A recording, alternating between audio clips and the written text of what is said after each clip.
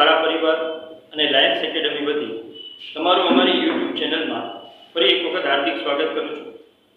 દોસ્તો, last time આપણે મધ્યકને મેળવવાની બંને રીતનો અભ્યાસ કર્યો હતો। છેલ્લે મિસિંગ ફ્રીક્વન્સીના દાખલા જોયા હતા। હવે હજી એનો એક ટોપિક બાકી છે, મધ્યસ્થ। પણ એ મધ્યસ્થ મેળવવા પહેલા આ વખતે એટલે કે આ વખતે 29 જુલાઈએ માનનીય આપણા જે સરકાર છે ગવર્મેન્ટ ઓફ ગુજરાત એણે એવું કીધું છે કે આપણી એક એક્ઝામ લેવાની છે જે 29 જુલાઈએ છે અને એકમ કસોટી છે। એની અંદર આપણે બે ચેપ્ટર પૂછવાના છે। એમાંનું એક છે ચેપ્ટર નંબર 15 સંભાવના, જે આપણે કમ્પ્લીટ કરી લીધું છે। બીજું ચેપ્ટર જે છે પહેલું ચેપ્ટર છે વાસ્તવિક સંખ્યાઓ, જે આપણે બાકી છે। તો અત્યારે આપણે પહેલા વાસ્તવિક સંખ્યાઓને કમ્પ્લીટ કરી લઈએ, પછી ફરી પાછા આપણે આંકડાશાસ્ત્રમાં આવી જઈશું। તો વાસ્તવિક સંખ્યાઓ અને સંભાવના આ બંનેની 29 જુલાઈએ એકમ કસોટી લેવામાં આવશે। જે રીતે આપણે એક્ઝામ લઈએ છીએ એ જ રીતે લેવામાં આવશે। ઓનલાઈન તમને પેપર મોકલાવવામાં આવશે, તમે અમને જવાબ મોકલજો અથવા તમારી પાસે સ્ટોર કરજો। હવે એની વિગતના આધારે એને અનુસંધાને આજે આપણે ચેપ્ટર 1 પ્રકરણ 1 વાસ્તવિક સંખ્યાઓ ભણવા જઈ રહ્યા છીએ। દોસ્તો, આમ તો આપણે સંખ્યાઓનો ધોરણ 9 માં પૂરેપૂરો અભ્યાસ કરી ગયા છીએ। થોડીક રિકોલ કરી દઉં। શરૂઆતમાં આપણે એવું ભણ્યા હતા કે સંખ્યા 1 થી શરૂ થાય, 1 2 3 4 અનંત સુધી। તો આ જે સંખ્યા અનંત સુધી જાય છે એ સંખ્યાને આપણે ધન પૂર્ણાંક સંખ્યાઓ કહીએ છીએ, જેને પ્રાકૃતિક સંખ્યાઓનો ગણ n કહેવાય છે। એનાથી આગળ બીજો જે ગણ હતો એમાં આપણે 0 એડ કરતા હતા, એટલે 0 1 2 3 4 5 અપ ટુ ઇન્ફાઇનાઇટ। આને આપણે હોલ નંબર્સ કહેતા હતા, એટલે કે પૂર્ણ સંખ્યા ગણ। ત્યારબાદ આપણે એમાં ઋણ સંખ્યા ઉમેરી હતી, એટલે 0 1 2 3 ઇન્ફાઇનાઇટ, -1 -2 -3 ઇન્ફાઇનાઇટ। એટલે 0 ધન સંખ્યા ઋણ સંખ્યા અને આપણે પૂર્ણાંક સંખ્યા કીધી। ત્યારબાદ આપણે વચ્ચે અપૂર્ણાંક સંખ્યા ઉમેરી હતી, 1/2 3/2 -7 વગેરે। એવી સંખ્યાઓ કે જેનું વર્ગમૂળ નીકળી શકતું હતું અથવા તો દશાંશ ચિહ્ન પછી અનંત અને આવૃત હતી, આ બધી સંખ્યાઓને આપણે સમય સંખ્યા કીધી, જેને આપણે q વડે દર્શાવ્યું। અને એના પછી સૌથી મોટો ગણ, જેમાં 0 પણ છે, ધન પૂર્ણાંક સંખ્યા પણ છે, ઋણ પૂર્ણાંક સંખ્યા પણ છે, ધન અપૂર્ણાંક પણ છે, ઋણ અપૂર્ણાંક પણ છે અને વર્ગમૂળ 3 વર્ગમૂળ 7 એવી અસમય સંખ્યાઓ પણ છે। અને આ બધી સંખ્યાઓ મિક્સ કરી હતી ત્યારે આપણે રિયલ નંબર્સ એટલે કે વાસ્તવિક સંખ્યાઓનો ગણ r મેળવ્યો। અહીંયા આપણે ચેપ્ટરનું નામ વાસ્તવિક સંખ્યા ગણ r છે, પણ માત્ર એની અંદર 3 થી 4 ટોપિકનો જ અભ્યાસ કરવાનો છે। જે પૈકીનો પહેલો ટોપિક છે બહુપદીઓ એટલે ગુસા અને લસા। હવે અહીં સંખ્યાનો લસા અને ગુસા મેળવવાની વાત છે, તો આપણે લસા અને ગુસા મેળવી ગયા છીએ ધોરણ 7 માં, ધોરણ 6 માં। તેના હું તમને એનું એક એક્ઝામ્પલ આપું। તમને કોઈ એમ કહે કે 12 અને 15 નો લસા અ અને ગુસા અ મેળવો, તો તમે કેમ મેળવો છો? લસા અને ગુસા પહેલા તો શું છે એ ખબર હોવી જોઈએ। આપણે ઘણા બધાને એ નથી ખબર હોતી કે લસા એટલે શું અને ગુસા એટલે શું। લસા અ એટલે કે લઘુત્તમ સામાન્ય અવયવી।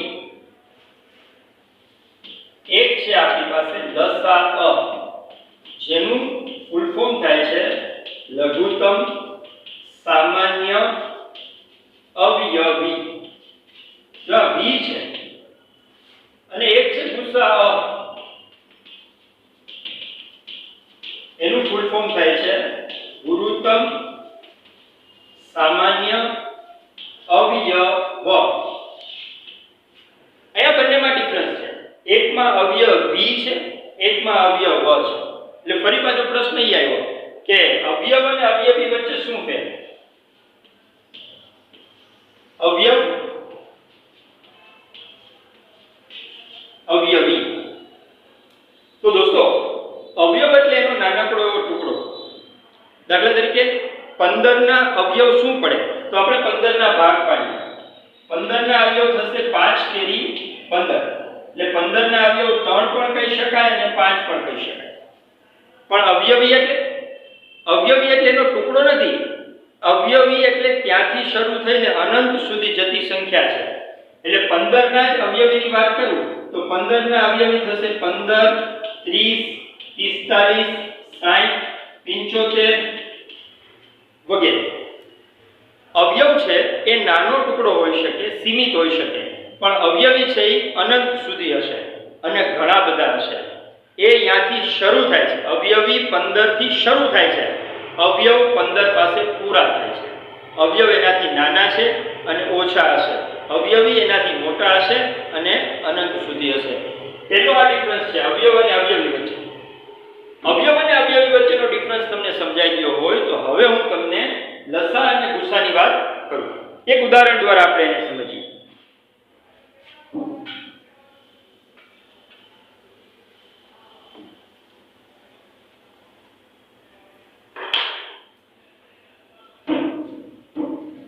દાખલા તરીકે 12 અને 15 નો લસાઅ અને ગુસાઅ શોધો. તો પહેલા તો આપણે 12 અને 15 ના અવયવ લખીએ કે 12 ના અવયવ કોણ કોણ? 12 ના અવયવ થશે 3 ચોક 12. 4 ના અવયવ ફરી પાછા 2 ગુણ્યા 2. એ જ રીતે 15 ના અવયવ 3 પંચા 15. આના કઈ ભાગ નહીં પડે એટલે એના એ જ રહેશે. હવે વાત કરીએ છીએ ગુસાઅ. 12 અને 15 નો ગુસાઅ. 12 અને 15 નો ગુસાઅ. 12 અને 15 નો ગુસા શું થશે? તો કે 12 અને 15 નો ગુસા એટલે શું? ગુરુત્તમ એટલે મોટામાં મોટો, સા એટલે સામાન્ય અને અ એટલે અવયવ. તો બંનેમાં હોય એવો અવયવ માત્ર એક જ છે, 3. માટે આ બંનેનો ગુસા થશે 3. હવે લસા માટે જ્યારે તમારે લસાઅ મેળવવાના હોય તો તમારે બંનેના અવયવી લખવા પડશે. એટલે કે 12 ના અવયવી અને 15 ના અવયવી. 12 ના અવયવી એટલે શું? તો કે 12 ના અવયવી શરૂ થશે 12 24 36 48 60 72 84 96 108 120 132 144 આ રીતે અનંત સુધી જશે. 15 ના અવયવી કોણ? તો કે 15 30 45 60 75 90 105 120 135 150 165 અનંત. હવે વાત કરીએ છીએ આપણે લસાઅ. એટલે પહેલા તો એના અવયવી, સામાન્ય અવયવી કોણ કોણ છે? તો કે 12 ના અને 15 ના બંનેમાં હોય એવા અવયવી કોણ? તો કે એક તો 60, પછી 120. મતલબ કે બંનેના જો સામાન્ય અવયવી આપણે લઈએ તો 60 120 પછી 180 આવશે, 240 આવશે, આ રીતે આવશે. એમાં તે લઘુત્તમ એટલે કે નાનામાં નાના એટલે 60 આવશે. મતલબ કે 12 અને 15 નો લસાઅ 60 થશે અને ગુસાઅ 3 થશે. દોસ્તો આ મેં તમને લસા અને ગુસાની એવી રીત સમજાવી છે જે તમે ધોરણ 9 અથવા તો એની પહેલા ભણીને આવ્યા છો. ધોરણ 7 માં 5 માં ગુસાઅ અને લસા જે રીતે આપણે મેળવીએ છીએ એ રીતે આપણે મેળવી શકીએ. પણ અહીં આપને સ્પષ્ટપણે એવી સૂચના આપવામાં આવે છે કે યુક્લિડની ભાગ પ્રવિધિ પ્રમાણે લસાઅ અને ગુસાઅ શોધો. તો આપણે ફરજિયાત એને યુક્લિડની ભાગ પ્રવિધિ પ્રમાણે ગણતરી કરવી પડશે અને એ રીત પણ આના કરતા સહેલી જ છે. આ વસ્તુ હવે તમારા મગજમાં બેસી ગઈ છે અને ધ્યાનથી એક વખત જોઈ લો, પછી આપણે આના એક્ઝામ્પલની વાત કરીએ છીએ.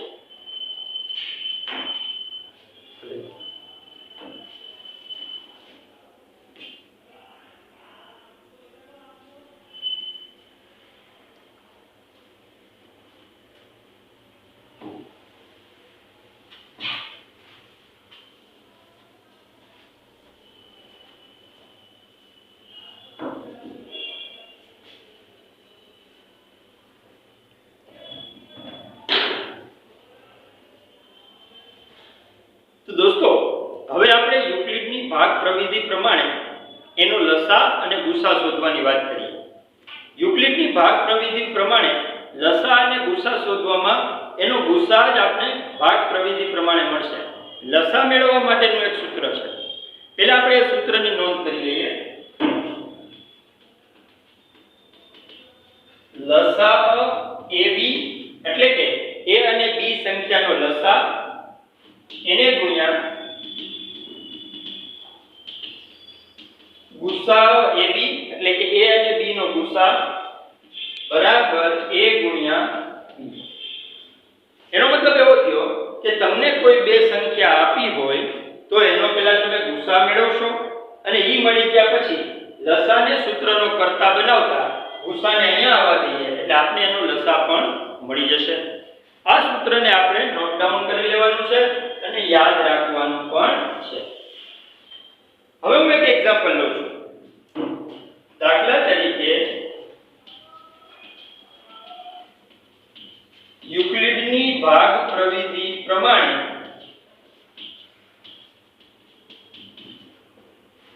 $255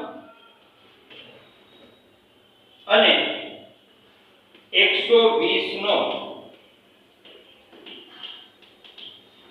ગુસા તથા લસા મેળવો. આ રીતે આપણે રકમ આપ્યું. આ દાખલો આપણે બોર્ડમાં 2 માર્કમાં પૂછાય છે લસા અને ગુસા માટેનો. હવે આપણે બે સંખ્યા આપી દીધી છે. જ્યારે આપણે એવું કહેવામાં આવ્યું હોય કે યુક્લિડની ભાગ પ્રવિધિ પ્રમાણે લસા અને ગુસા મેળવો તો આપણે યુક્લિડની ભાગ પ્રવિધિ પ્રમાણે વચ્ચે બરાબર રાખી બરાબરની ડાબી બાજુએ મોટી સંખ્યા અને જમણી બાજુએ નાની સંખ્યાની ગોઠવણ કરવાની હોય છે. એટલે હું 255 અને 120 પૈકી 255 એની મોટી સંખ્યા છે એને ડાબી બાજુ અને 120 નાની સંખ્યા છે એને જમણી બાજુ ગોઠવું છું. હવે મારે આ બંનેને બેલેન્સ કરવા છે. તો આપણે ખબર છે કે 255 બરાબર 120 નથી, પણ આપણે 120 ને અમુક સંખ્યા વડે ગુણીશું અને એમાં અમુક સંખ્યા ઉમેરીશું એટલે ઓટોમેટિક બંને બેલેન્સ થશે. તો કોના વડે ગુણવાનું, શું ઉમેરવાનું એ કેમ ખ્યાલ આવશે? તો કે 255 ભાગ્યા 120 કરીએ, 255 એને ભાગ્યા 120 કરીએ, 12 દુ 24 એટલે 240. 5 માંથી 4 જાય તો 1 0. મતલબ કે 255 બરાબર 120 એને ગુણ્યા 2 એટલે કે ભાગફળ વત્તા શેષ એટલે કે 15. હવે તમે બંનેને બેલેન્સ લખી શકો કે 255 કેમ બને 120 ગુણ્યા 2 વત્તા 15 એટલે બે બેલેન્સ થઈ જાય. આ પહેલું સ્ટેપ છે. બીજા સ્ટેપ માટે 120 ને અહીં લઈ લેવાના અને જે શેષ વધી છે ને યાદ રાખજો અહીં બધાની ભૂલ થાય છે. 120 ને અહીં લઈ લેવાના અને 15 જે શેષ વધીને એને અહીં લઈ લેવાના. ફરી પાછી સેમ પ્રોસેસ કરવાની. 120 બરાબર 15 લખી શકાતા નથી, પણ આપણે એ ખ્યાલ છે કે 120 ને 15 વડે ભાગીએ તો આપણે આપણો જવાબ શું મળે છે? 120 ને 15 વડે ભાગીએ 15 * 120 એટલે કે ગુણાકાર 8 વડે થશે અને શેષ 0 વધશે. તો જ્યાં સુધી 0 ન આવે ત્યાં સુધી આપણે ગણતરી કરી જવાની અને જેવો 0 આવી જાય એની ઉપરની સંખ્યા એનો જવાબ છે. એટલે કે અહીં જવાબ આવશે 15.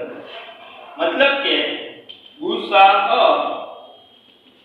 255 120 બરાબર 15 છે. આ આપણું એક કામ થઈ ગયું. ગુસા આપણે મળી ગયો. હવે શું શોધવાનું છે? લસા અને એ આપણે સૂત્ર પરથી મેળવીશું. આ જે સૂત્ર છે ને એના પરથી મેળવીશું. એટલે કે હવે લસા 255 120 એને ગુણ્યા ગુસા 255 120 બરાબર a ગુણ્યા b. a એટલે 255 છે અને b એટલે 120 છે. 255 આને અહીંથી કાઢી નાખીએ એ વાત હવે આપણે સમજાઈ ગયું છે 255 એને ગુણ્યા 120.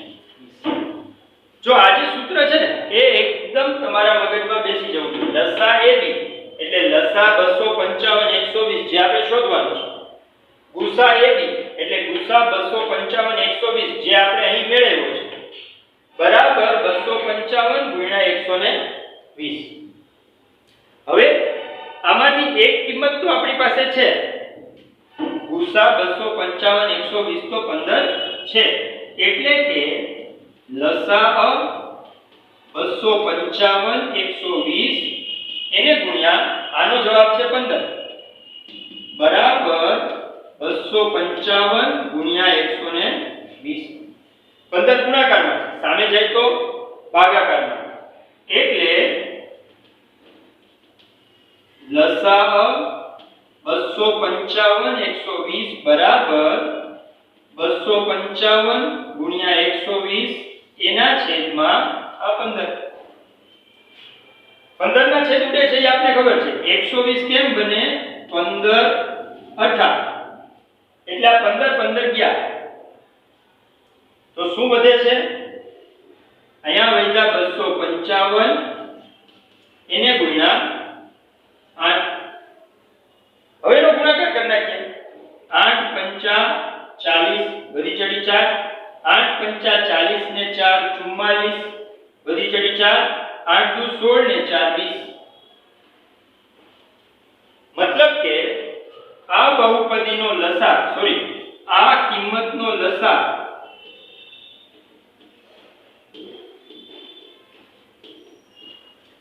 2040 થશે. આ આપણે લસા અને ગુસા બંને આ રીતે મળી ગયા છે. ફરી એક વખત તમને રિવિઝન કરાવી દઉં. આ આખી કિંમત આપને આવડવી જોઈએ. યુક્લિડની ભાગ પ્રવિધિ પ્રમાણે ગુસા અને લસા મેળવો એમ કહેવામાં આવે એટલે લસા AB અને ગુસા AB બરાબર A ગુણ્યા B આ સૂત્ર પ્રમાણે લસા મળશે. પણ ગુસા મેળવવા માટે આ રીતે ભાગાકાર કરવો પડશે. 255 કીધા હતા અને 120 કીધા હતા એટલે મોટી સંખ્યાને બરાબરની ડાબી બાજુએ રાખીશું, નાની સંખ્યાને બરાબરની જમણી બાજુએ રાખીશું. એને ગુણ્યા અમુક સંખ્યા કરતા અમુક શેષ ઉમેરતા બંને કિંમત બેલેન્સ થશે. સેના વડે ગુણવાની, સેના વડે ભાગવાની એવી ચિંતા કરવાની જરૂર નથી. મોટી સંખ્યાને અંદર રાખી નાની સંખ્યા વડે ભાગ ચલાવજો એટલે ઉપર જે ભાગફળ મળે છે એ ગુણાકારમાં આવશે અને જે શેષ વધે છે એ અહીં આવશે. એટલે આપણે આ પહેલું સ્ટેપ કમ્પ્લીટ થઈ જાય પછી ભૂલ થવાની શક્યતા છે. મોટા ભાગના બાળકો આ કિંમતને અહીંયા લેતા તો આવડે છે પણ અહીં શેષ લેવાના બદલે આ બે ને લઈ લે છે. પછી દાખલાનો જવાબ નહીં આવે. એટલે હંમેશા શેષ છે અહીં આવશે અને આ રકમ અહીં આવશે. આ તો આપણે એક સ્ટેપમાં જ પૂરું થઈ ગયું. ઘણી વખત તો આ 5-7 સ્ટેપ સુધી ચાલે. તોય આપણે ક્યાં સુધી જવાનું? જ્યાં સુધી શેષ 0 ન વધે ત્યાં સુધી જવાનું. શેષ 0 વધે તરત જ એની ઉપરની જે સંખ્યા છે એ આ બંનેનો ગુસાઅ થશે. એ ગુસા મળી જાય એટલે સૂત્રમાં કિંમત મૂકી અને સાદું રૂપ આપતા આપને લસા પણ મળી જાય છે. ઘણી વખત ઘણા બાળકોને એવો પ્રશ્ન થાય કે સર આવી મગજમારી શા માટે કરવી જોઈએ? આના કરતા તો પેલી ધોરણ 7 વાળી રીત આપણી સહેલી હતી. જે રીતે આપણે હમણાં 12 અને 15 નો લસા મેળવ્યો એ સહેલી રીત હતી. તો આવું શા માટે કરવું જોઈએ? પણ મિત્રો આવું એટલા માટે કરવું જોઈએ કે જ્યારે મોટી સંખ્યા હોય, દાખલા તરીકે મારો મોબાઈલ નંબર અને તમારા પપ્પાનો મોબાઈલ નંબર આ બંને 10 આંકડાના છે. હું તમને એમ કહું કે એનો ગુસા અને લસા શોધો તો તમે કેમ કરશો? તો શું અવયવ પાડવા સહેલું પડે? ન પડે. 3 પેજ તો મારા મોબાઈલ નંબરના અવયવ પાડવામાં જતા રહેશે. એટલે એવું ન કરતા એ જ્યારે મોટી સંખ્યાના લસા ગુસા હોય ત્યારે આપણા માટે યુક્લિડની ભાગવિધિ છે એ આશીર્વાદરૂપ બને છે અને ત્યારે આપણે હંમેશા આ જ રીતનો ઉપયોગ કરીએ છીએ. બરાબર મિત્રો? તો તમે પણ તમારી રીતે આ રીતના હું 5-7 દાખલા તમને આજે હોમવર્કમાં આપવાનો છું. સ્વાધ્યાય 1.1 માં પણ આવા દાખલા આપેલા છે, એની પહેલા ઉદાહરણમાં પણ આપેલા છે. ખાસ ગણજો અને કોશિશ કરજો. બહુ સિમ્પલ મેથડ છે. 2 માર્ક રોકડા ખીચામાં નાખવા જેવા છે. નેક્સ્ટ લેક્ચરમાં આપણે આના કૂટ પ્રશ્નો વિશે અભ્યાસ કરીશું. ઘણી વખત એવા પ્રશ્નો આવે મોટાભાગના વિદ્યાર્થીઓના મગજમાં એમ હોય છે કે સર આ અમને ક્યાં ઉપયોગી થાય? તો આ તમને ઘણી બધી જગ્યાએ ઉપયોગી થાય છે, જે આપણે નેક્સ્ટ લેક્ચરમાં ચર્ચા કરીશું. બરાબર છે? આજનું મારું લેક્ચર અહીં જ પૂરું કરું છું. બાકીની વિગત આપણે નેક્સ્ટ લેક્ચરમાં જોઈશું. ત્યાં સુધી ફિરોઝ વિજ્ઞાનીના જય હિન્દ, જય ભારત.